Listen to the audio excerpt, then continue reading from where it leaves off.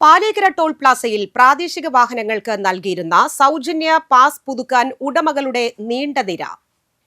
ഹൈക്കോടതി ഉത്തരവ് പ്രകാരം ടോൾ പിരിവ് നിർത്തിവെച്ചതോടെ 10 കിലോമീറ്റർ ചുറ്റളവിലുള്ള വാഹനങ്ങൾക്ക് നൽകിയിരുന്ന സൗജന്യ പാസ് പുതുക്കലും കരാർ കമ്പനി നിർത്തിവെച്ചിരുന്നു.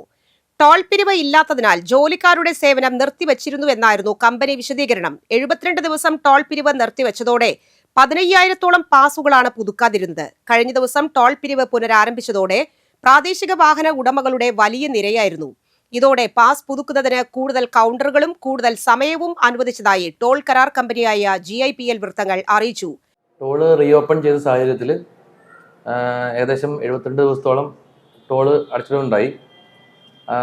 ആ സമയത്ത് ഏകദേശം 15,000-ഓളം ഫ്രീ പാസ്, അതായത് തദ്ദേശീയർക്കുള്ള ഫ്രീ പാസ് പുതുക്കൽ പെൻഡിങ് വന്നിട്ടുണ്ട്.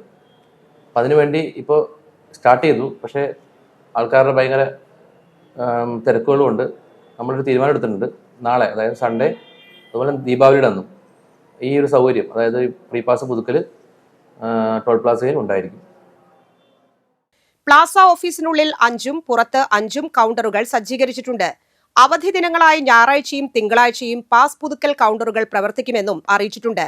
രാവിലെ 8 മുതൽ 5 വരെ ഉണ്ടായിരുന്ന പ്രവർത്തന സമയം ഇപ്പോഴത്തെ സാഹചര്യത്തിൽ 8 മണിവരെയായും വർദ്ധിപ്പിച്ചിട്ടുണ്ടെന്നും അധികൃതർ അറിയിച്ചു.